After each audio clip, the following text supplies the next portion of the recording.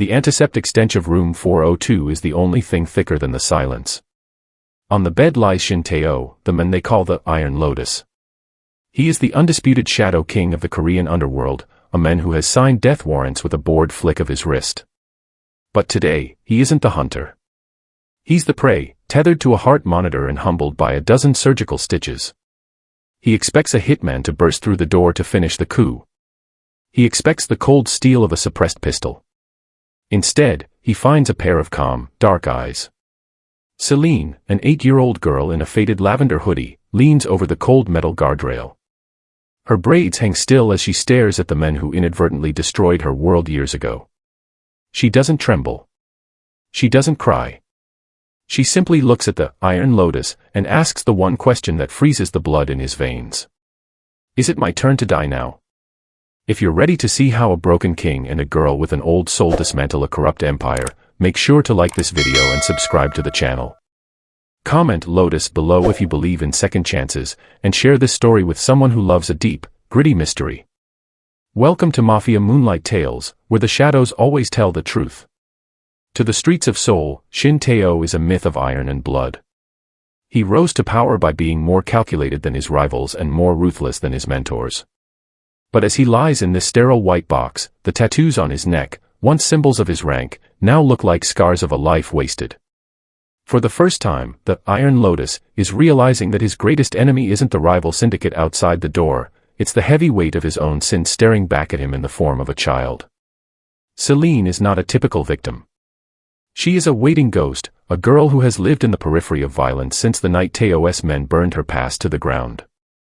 Her calm isn't innocence, it's a tactical detachment. She has lived every day since that fire expecting the Reaper to come back for the rest of her.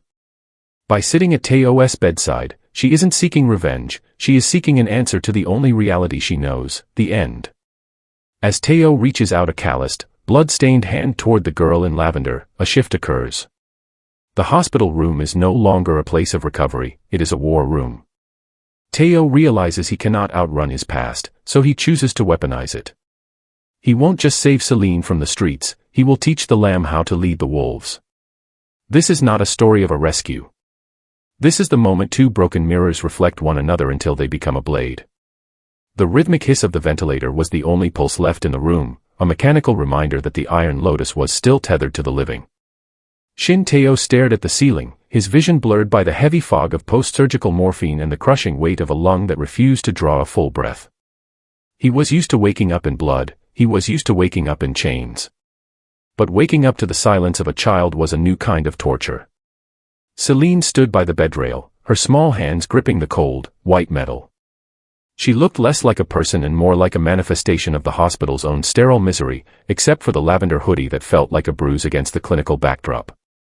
Her braids were perfectly neat, a stark contrast to the jagged, angry stitches running along Tae-O's jawline and the dark, coiled ink of the dragon tattoo that disappeared beneath his gown. Is it my turn to die now? The question didn't carry the high-pitched tremor of fear. It was flat, conversational, the tone of a child asking if it was time for lunch or a nap. Tae-O tried to speak, but his throat felt like it had been scraped with glass. He managed a ragged cough that sent a spike of agony through his chest, forcing his eyes to squeeze shut. When he opened them again, she hadn't moved. She was still there, waiting for an answer with a patience that felt predatory. "Who sent you?" he rasped, the words barely more than a ghost of sound. "No one," Selene replied, her dark eyes reflecting the flickering green light of the heart monitor. "The nurses think I'm with the lady in 405. But I saw your face on the little TV in the lobby. I remember your face. It was the last thing I saw before the smoke got too thick." The fog in Tae-O's mind cleared with a violent, icy snap.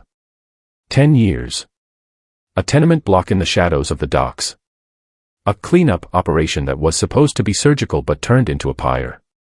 He remembered the heat, the screaming, and the tiny, soot-covered face of a girl he had pulled from a collapsing doorway, not out of mercy, but because for one fleeting second, the Iron Lotus had felt the sting of a conscience he thought he'd killed. He had dropped her at an orphanage and never looked back, burying the memory under a decade of more profitable sins. Now, that memory was leaning over his bed, asking for its scheduled execution. "I've been waiting," she continued, her voice remains terrifyingly steady. Every time a car brakes too fast, or a door slams, I think, maybe now. But it never happens. So when I saw you were here, I thought maybe you came back to finish it. Is that why you're here, Mr. Shin? To fix the mistake? Tae-O reached out, his fingers trembling, not from the weakness of his body, but from a sudden, paralyzing terror. He had faced firing squads and betrayal without blinking, but the absolute nihilism in this child's eyes broke him. She wasn't afraid of him. She was waiting for him to provide the only ending she understood. No, he whispered, his hand finally coming to rest near hers on the rail. His skin was pale and scarred, hers was smooth and the color of deep mahogany, a haunting image of what he had stolen. No one is dying today, Selene. Not you. And especially not me. The monitor spiked, a frantic beep beep beep echoing his heart's sudden, violent resolve. He wasn't just a dying gangster anymore. He was a man who had finally met his ghost, and he realized that if he let her walk out of this room with that question still in her soul, he would be dead long before his heart stopped beating. The orange glow of the embers reflected in Shin Tae-O's eyes long before the screams reached his ears. 10 years ago, he wasn't the Iron Lotus sitting atop a throne of glass and bone, he was a captain, a man of cold efficiency sent to clear the clutter near the Incheon docks. The tenement block was a skeletal remains of brick and poverty, a smudge on the blueprint of a new corporate empire. The order from the chairman had been simple: make it look like an accident. Leave no witnesses. The air that night was thick with the chemical stench of accelerant and the roar of a fire that had grown hungry far too quickly. Tae-O stood on the rain-slicked pavement, his black trench coat glistening under the street lamps, watching the upper floors collapse into a hellish kaleidoscope of sparks. He had done this a dozen times. It was business. It was progress. But then, the sound changed. It wasn't the rhythmic cracking of timber, it was a high, thin wail that cut through the thunder of the inferno. Tae-O didn't think. He didn't weigh the cost of his reputation or the risk to his lungs. He moved. His men shouted behind him, their voices muffled by the sudden wall of heat as he breached the front door. Inside, the world was a shifting labyrinth of black smoke and searing red light. Every breath was a gamble with a throat full of ash. He found her in the narrow hallway of the third floor. The ceiling was a canopy of flame, dripping molten tar like tears of fire. A woman lay motionless beneath a fallen beam, her hand still outstretched toward a small, terrified shadow huddled in a doorway. It was a girl, her skin darkened by soot, her lavender hoodie, new then, a bright splash of color in a gray world, smoldering at the sleeves. She wasn't crying anymore. She was just staring at the wall of fire, her eyes wide and reflecting the end of everything she knew. Tae-O reached through a curtain of sparks. His hand, younger then and less scarred, gripped her small shoulder. He felt the frantic, bird-like thrumming of her heart against his palm. He hoisted her up, tucking her small frame against his chest, shielding her face with the heavy wool of his coat. As he turned to run, a support beam groaned and gave way, a jagged shard of burning wood slicing across his neck, the very spot where his dragon tattoo would later crawl to hide the scar. He didn't stumble. He burst through the exit just as the stairwell turned into a chimney of fire. He stood in the cold night air, gasping for oxygen that tasted like copper and smoke. He looked down at the child in his arms. She looked back at him, silent, her gaze already carrying that heavy, unnerving weight of an old soul. He should have left her for the authorities. He should have made sure she couldn't identify him.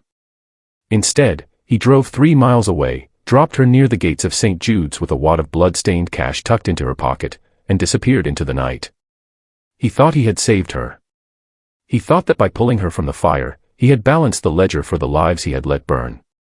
He didn't realize that by leaving her alive in a world he had turned to ash, he had merely exchanged a quick death for a decade of haunting silence. The fire hadn't ended that night, it had just moved inside her, waiting for the day it could finally burn them both. The fragile piece of the hospital room shattered not with a bang, but with a rhythmic, heavy thud, the sound of the heavy fire doors at the end of the hall locking into place. Tae-O's eyes, sharpened by a lifetime of paranoia, snapped to the shadow moving across the frosted glass of the door. It wasn't the soft, hurried gait of a nurse. It was the synchronized, heavy footfalls of men who didn't belong in a place of healing. "They're here," Tae-O rasped, his hand tightening on the bedrail until his knuckles turned white. He tried to sit up, but a jagged bolt of agony shot through his punctured lung, forcing him back onto the pillows with a strangled groan. He was a tiger trapped in a cage of his own broken ribs. He looked at Selene, his voice a desperate whisper. Go. Out the window, the ledge is narrow but... They're already on the ledge, Selene said, her voice eerily calm as she glanced at the window. I saw the reflections in the glass. 3 in the hall. 2 outside. She didn't panic. She didn't scream. While the most feared men in Seoul lay helpless, the 8-year-old girl in the lavender hoodie moved with the mechanical precision of a seasoned soldier. She stepped to the wall, her small fingers finding the emergency code blue button. She didn't press it, not yet. Instead, she reached for the 4 stand, unhooking the bag of clear saline and dropping it into the sink, letting the liquid drain silently. What are you doing? Tae-O hissed, his breath coming in shallow, ragged bursts. Making a distraction, she whispered. She grabbed a bottle of high-alkaline floor wax from the janitor's cart that had been left in the corner and began pouring it in a thick, invisible sheen across the linoleum right in front of the door. Then, she moved to the oxygen flow meter on the wall. With a sharp twist, she cranked the dial to its maximum, the hiss of pure oxygen filling the room like a nesting snake. The door handle turned. Selene ducked under the bed just as the first assassin kicked the door open. He was dressed in a technician's scrub, a silenced pistol leading the way. As his lead foot hit the waxed floor, he went down hard, his head bouncing off the doorframe with a sickening crack.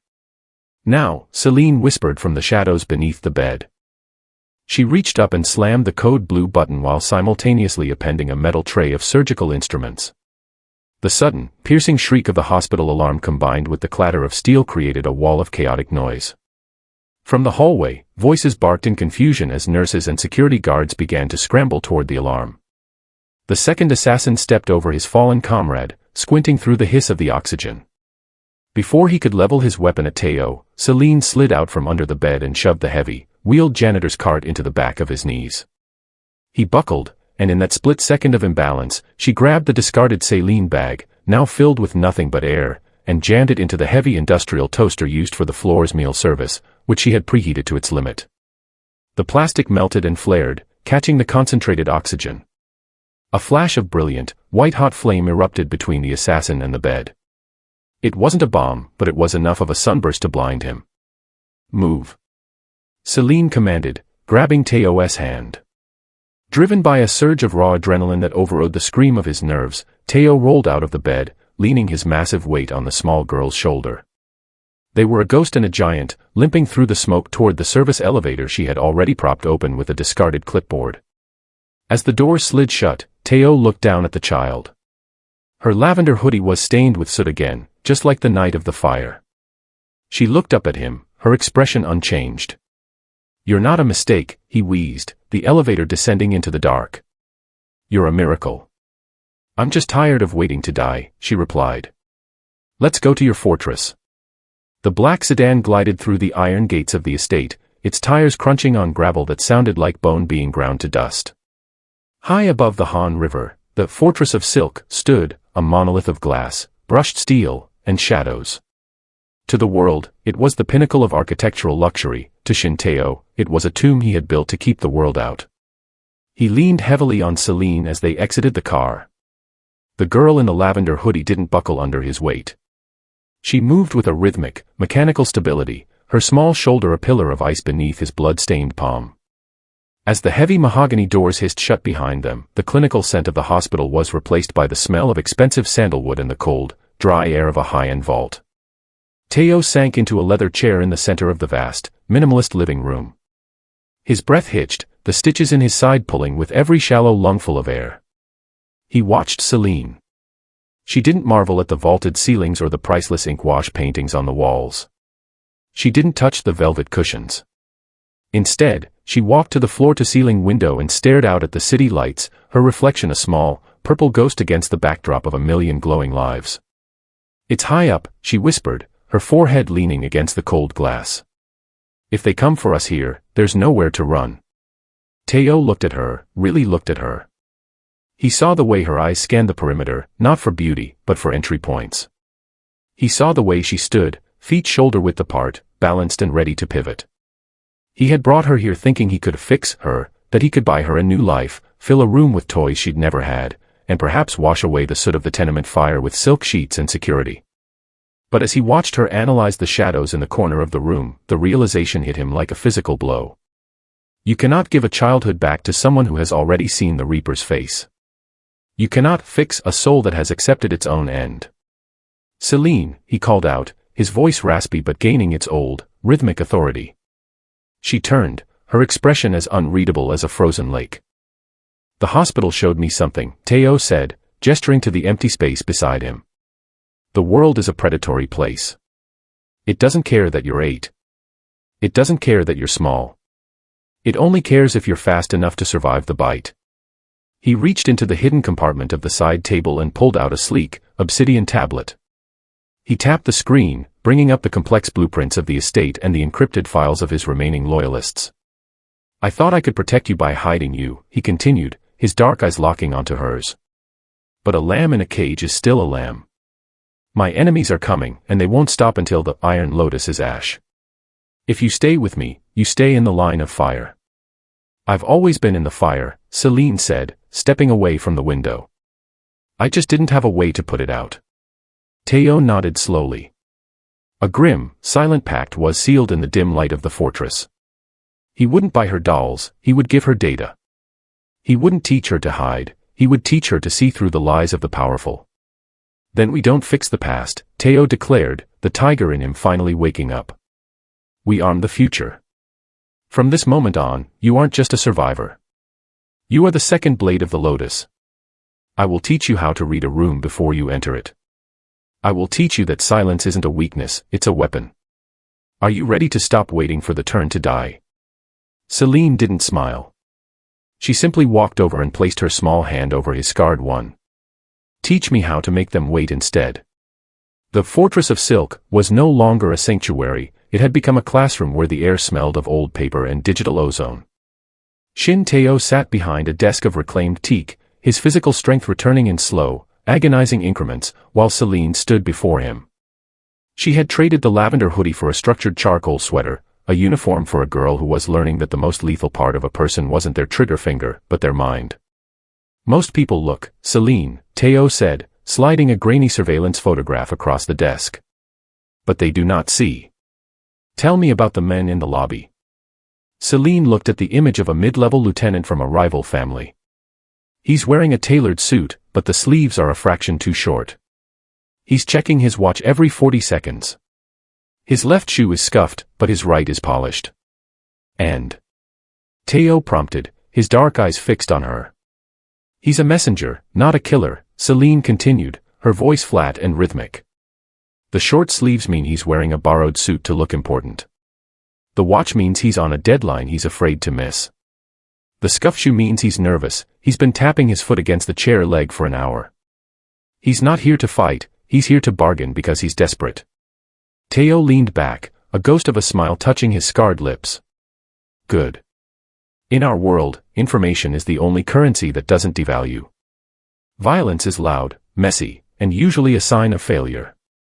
If you have to pull a gun, you've already lost the argument. For weeks, this was their ritual. He didn't teach her how to clear a room with a weapon, he taught her Mafia chess. He showed her how to map the hidden connections of the city, who owed money to whom, which council member had a secret gambling debt, and which loyal captains were actually looking for an exit strategy. He taught her the 3 seconds of truth, the window of time right after a person is startled when their face tells you exactly what they are hiding. To test her, Tae-O brought in his most stoic bodyguards, men who had spent decades masking their emotions. Selene would stand in the corner of the room, silent as a shadow, while Tae-O interrogated them about minor logistics. Later, she would dissect their every twitch. The one on the left, she would say later. His pulse was jumping in his neck when you mentioned the docks. He's lying about the shipment. But the hardest lesson wasn't reading others, it was controlling herself. Tae-O would suddenly slam his hand on the desk or have a glass shattered nearby while she was speaking. If she flinched, they started over. The world expects a child to be a victim of her surroundings, Tae-O told her one evening as the sun set over the Han River, turning the water into a ribbon of liquid gold.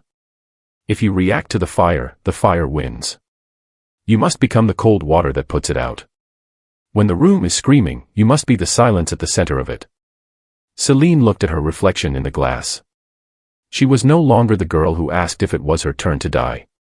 She was becoming something else, a silent apprentice to a dying king, learning that power wasn't about the size of the throne, but the depth of the secrets one held.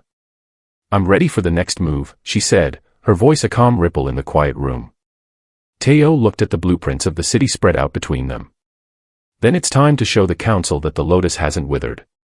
And you, Selene, will be the eyes they never see coming." The grand ballroom of the Lotte Hotel was a sea of sapphire silk and sharp-edged smiles. This was the Blue Lily Gala, the annual ceasefire where the city's vipers shed their tactical gear for tuxedos and traded bullets for barbed compliments. Above the clinking of crystal and the low hum of a string quartet, the air tasted of expensive perfume and quiet desperation. When the heavy doors swung open, the room didn't just go quiet, it froze. Shin Tae-O walked in, his gait measured, his presence a dark weight that seemed to pull the oxygen from the room. He leaned on a cane of polished obsidian, but his eyes were as sharp as the day he took the throne. Beside him, dressed in a midnight blue velvet dress that matched the gala's theme, walked Selene. She was a tiny, silent planet orbiting a dying sun.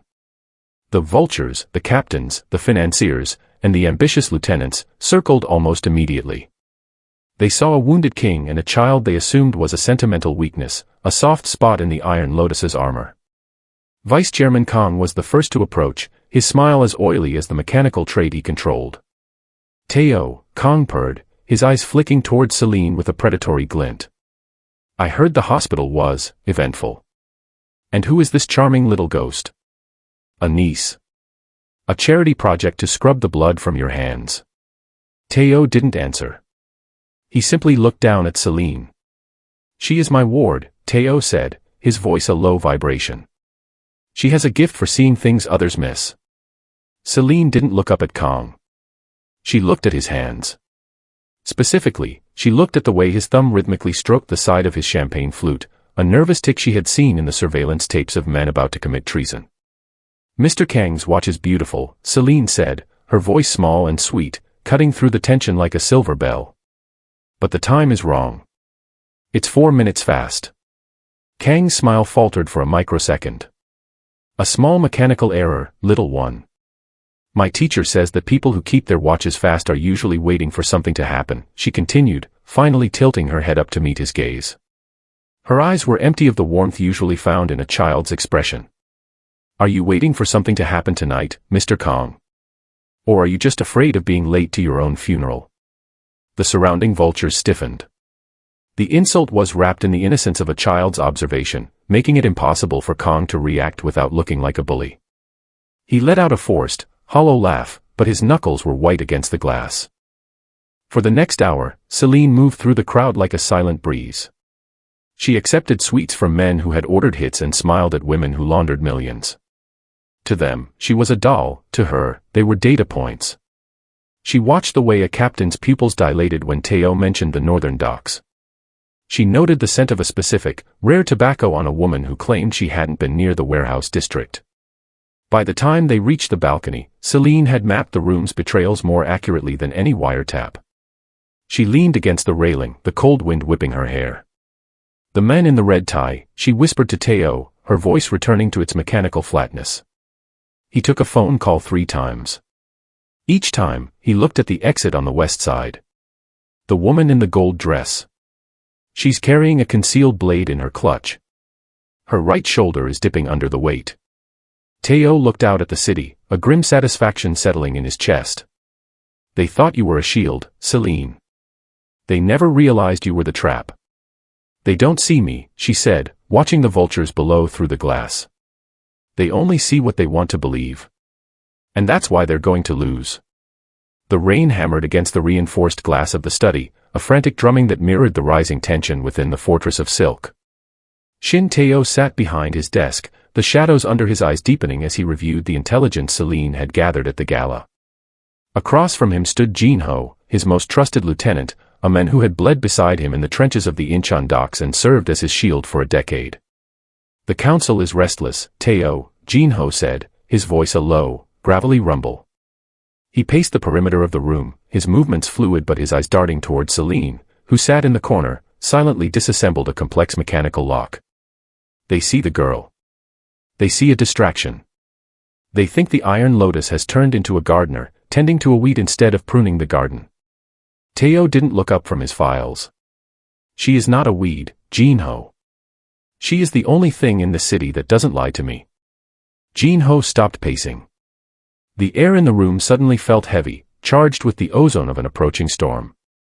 He pulled a silver flask from his pocket, his fingers lingering on the engraving, a gift from Tae-O after their first successful territory war. Is that why you lied to the board? Why you told them the fire at the tenement was a clean sweep? No survivors. No loose ends. Selene's hands froze on the lock. The click of a tumbling pin echoed like a gunshot in the sudden silence. You've been digging, Tae-O said, his voice dropping into a dangerous, glacial register. He finally looked up, his gaze pinning Jin-ho to the spot. I didn't have to dig far, Jin-ho spat, the mask of the loyal soldier finally cracking to reveal a jagged edge of resentment. Vice Chairman Kong found the records. He knows she's the girl from the burning block. He knows you pulled her out not because it was the plan, but because you went soft. You risked the entire syndicate for a ghost, Tae-O. And now you're bringing that ghost into our inner circle. Jin-ho turned toward Selene, his face twisted in a sneer that was half pity, half malice. She thinks you're her savior, little ghost. She thinks the Iron Lotus plucked her from the flames out of the goodness of his heart. Tell her, Tae-O, tell her who poured the accelerant. Tell her who struck the match that turned her mother into ash. Tae-O stood up, the movement slow and agonizing, his hand gripping the edge of the desk until the wood groaned. The secret he had buried beneath layers of power and blood was being dragged into the light, and he could feel the fragile bridge he had built with Selene beginning to crumble. It was an accident, Tae-O rasped, but the words felt hollow even to him. It was an accident that served your rise to power, Jin-ho countered, stepping toward the door. The board doesn't forgive accidents. And they don't forgive leaders who hide their mistakes in velvet dresses. Kong is coming for the girl, Tae-O. And I'm not going to be the one to stop him. I choose the syndicate over the men. With a final, sharp look of betrayal, Jin-ho vanished into the hallway, leaving the door ajar. The silence that followed was suffocating. Tae-O turned slowly to face Selene. She hadn't moved. She sat with the broken lock in her lap, her eyes fixed on the floor. Selene, he began, the name catching in his throat. She looked up. There were no tears, only the terrifying, ancient calm that had first haunted him in the hospital. I already knew, she whispered. I saw the soot on your gloves that night. I just wanted to see if you would ever be brave enough to tell me. The trap didn't spring with a shout, but with the sudden, metallic clang of a deadbolt sliding into place. Selene stood in the center of the abandoned textile warehouse, the scent of dust and old cotton suddenly overwhelmed by the sharp, chemical bite of gasoline. Through the shattered high windows, the Seoul skyline mocked her with its distant, indifferent glow. Then came the spark. It started as a small, flickering orange tongue licking at the hem of a discarded fabric roll. Within seconds, the room breathed in, and the fire roared to life, a hungry beast she hadn't seen in a decade. The heat hit her face like a physical blow, a searing memory made flesh. Selene's breath hitched. Her vision blurred, the concrete walls of the warehouse dissolving into the peeling wallpaper of her childhood apartment. She could hear it again, the roar of the tenement fire, the scream of the support beams, the desperate, fading call of her mother's voice. Is it my turn now? She whispered, her voice lost in the crackle of the flames. She collapsed to her knees, her small hands clawing at the charcoal sweater Tae-O had given her. The tactical superpower of her calm was evaporating in the heat. She was no longer the silent apprentice, she was the girl in the smoldering lavender hoodie, waiting for the Reaper to collect his debt. Through the smoke, a speaker on the wall crackled to life. Vice Chairman Kang's voice was a jagged edge of silk. Tae-O thinks he made you a weapon, little ghost. But a weapon made of glass always shatters when the heat gets too high. Die in the fire your father started. It's poetic justice. The ceiling groaned. A heavy wooden rafter, engulfed in brilliant white flame, crashed down just inches from her feet, sending a spray of sparks across her skin. The sting of the burn snapped something inside her. If you react to the fire wins. Taeo's voice echoed in her mind, low and rhythmic, cutting through the panic. You must become the cold water. Selene forced her eyes open. She didn't look at the flames, she looked for the blueprints. She visualized the warehouse layout she had memorized during her Mafia chess lessons. The east wall was reinforced brick, but the west side, where the loading docks were, had been retrofitted with lighter aluminum panels to save costs. She stood up, her legs trembling but her gaze narrowing. She didn't run toward the door, she ran toward the industrial cooling unit in the corner. She grabbed a heavy fire axe from its glass casing, the weight of the steel familiar and grounding. She didn't swing at the fire. She swung at the pressurized coolant line. With a hiss of freezing vapor, the line burst, creating a localized curtain of white mist that beat back the heat for a fraction of a second. Selene ducked low, her sweater pulled over her nose, and sprinted through the gap. She reached the aluminum wall, the metal already hot enough to blister, and drove the axe into the seam. She wasn't fighting the fire, she was dismantling the trap. With a final, desperate heave, the panel buckled outward. Selene tumbled out into the cool night air, the soot-stained charcoal of her sweater a mirror to the soot-stained lavender of her past. She lay on the wet pavement, her lungs burning, watching the warehouse turn into a pyre. The trauma hadn't disappeared, but it no longer held the match. She looked at her hands, scarred and shaking, and realized that for the first time, she hadn't survived because of a man's guilt. She had survived because of her own will. It's not my turn, she rasped, standing up as the sirens began to wail in the distance. It's yours, Kong. The glass-walled penthouse of Vice Chairman Kong smelled of ozone and expensive gin, a sharp contrast to the smoke still clinging to Selene's skin. Rain lashed against the windows, blurring the neon lights of Seoul into jagged streaks of primary colors. Kong stood by the mahogany bar, his hand trembling as he reached for a crystal decanter, his eyes fixed on the elevator doors. When they opened, he didn't see the broken men he expected. Shin Tae-O walked in with a predatory grace, his obsidian cane striking the marble floor with a rhythmic, lethal cadence. But it was the figure beside him that stopped Kang's heart. Selene, her face streaked with soot and her charcoal sweater scorched at the cuffs, didn't look like a victim. She looked like a reckoning. You should be Ash, Kong hissed, the decanter clinking against the glass. I've already been Ash once, Selene said, her voice a calm, low ripple that cut through the thunder outside. It didn't stick. Tae-O stopped a few feet from the bar, the iron lotus blooming in the cold light of the room. He didn't pull a weapon. He didn't have to. The silence he carried was more suffocating than any threat. He looked at Kong, not with rage, but with the weary detachment of a man looking at a bug he was about to crush. The board is gone, Kong, Tae-O said, his voice a gravelly rasp.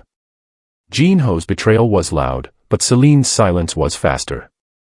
Every offshore account, every recorded bribe, every accident you orchestrated to climb over my head, it's all been moved. You aren't standing on a throne. You're standing on a trapdoor. Kong lunged for the drawer of his desk, his fingers clawing for the cold steel of a pistol, but he froze when Selene held up a single, translucent data drive. If you pull that trigger, the upload completes, she said, stepping into the light. Her eyes, once hollow with the expectation of death, were now filled with a terrifyingly clear purpose. The police get the evidence of the tenement fire. The rival families get the locations of your private vaults. You won't just die, Mr. Kong. You'll be erased. Kong slumped back against the bar, the fight draining out of him as he realized the 8-year-old girl had played a game of Mafia chess he hadn't even known he was in. He looked at Tae-O, his voice a desperate whine. Finish it, then. Be the monster everyone says you are. Kill me and be done with it. Tae-O looked at Selene. The choice was hers, a blood debt for a blood debt. The cycle of the underworld demanded a life for a life, a fire for a fire. He waited for her to give the signal, to let the iron take over. Selene looked at the men who had tried to burn her twice. She thought of the lavender hoodie, the soot, and the decade of waiting for the Reaper. Then, she slowly lowered the drive. No, she said. Blood is easy. Revenge is just another way to stay in the fire. I want you to live, Mr. Kong. I want you to live in a world where you have nothing. No name, no money, and no shadow to hide in. You will take the exile we've prepared, or the truth goes public and the vultures you fed will be the ones to find you. She turned to Tae-O, the ancient weight finally lifting from her shoulders. Let him go to the nothingness he deserves. We have a different story to write. Tae-O nodded, a silent, profound respect in his eyes. He realized then that he hadn't just armed a child, he had been saved by one. As they walked toward the elevator, leaving Kong shivering in his glass cage, the Iron Lotus finally found a piece that didn't require a blade. The glass walls of the penthouse no longer felt like a cage or a fortress, they were merely a vantage point. Below, the neon veins of Seoul pulsed with a frantic, unceasing energy, but inside the cathedral of concrete, the air was still. Shin Tae-O sat by the cold hearth, his obsidian cane resting against his knee. He looked at his hands, hands that had once built empires out of ash, and then at Selene, who was meticulously folding a fresh lavender hoodie, her movements calm and deliberate. You could have ended him, Tae-O said, his voice no longer a predator's growl, but the rasp of a man standing at the edge of his own history. In our world, mercy is often mistaken for a crack in the armor. Why choose exile over the blade? Selene paused, smoothing a wrinkle in the fabric. Because the blade just adds to the debt, she said, looking up. If I killed him, I'd be staying in the fire you started 10 years ago. I'd be letting his ghost follow me, too. I didn't want to survive just to become the thing that tried to kill me. Tae-O nodded slowly, the weight of 1,000 accidents pressing against his chest. For years, he had lived under the delusion that saving one life could balance the scales for the hundreds he had broken. He had viewed atonement as a transaction, a single, heroic act to wipe the ledger clean. But as he watched Selene, he realized the true nature of the burden he carried. I spent my life thinking I could outrun the smoke, Tae-O admitted, his gaze drifting to the city lights. But atonement isn't a single act, Selene. It's not a check you write or a girl you pull from a fire. It's a lifetime of better choices. It's waking up every day and deciding to be the shield instead of the sword, even when the sword is easier. He reached out, placing a weathered hand on the table between them. I can't give you back the family I took. I can't erase the night the tenement burned. Radical accountability means owning that truth forever, not trying to hide it under silk and titanium. I will spend the rest of my days building what I once destroyed. That is my debt. Selene walked over and stood beside him, her reflection ghost-like against the glass. And my debt is to myself, she whispered. For a long time, I thought the fire was my blueprint. I thought because I was born in smoke, I had to die in it. I used my trauma as a reason to wait for the end. But you taught me how to read the room, Tae-O. And I've realized that trauma is just a reason for the pain, it isn't the map for where I'm going. She looked at the Iron Lotus, the man who was both her destroyer and her mentor. They were an impossible pair, a broken king and a girl who had outgrown her own ghost. Together, they had dismantled a corrupt council, but their greatest victory wasn't the fall of Vice Chairman Kong. It was the quiet realization that they were no longer defined by the shadows they had survived. The world is still a predatory place, Selene said, her voice firm. But we aren't the prey anymore. And we aren't the monsters either. As the first light of dawn began to bleed over the horizon, turning the gray sky into a soft, bruised purple, the two of them stood in the silence. The Reaper's debt had finally been paid, not with blood, but with the difficult, beautiful choice to live for something better.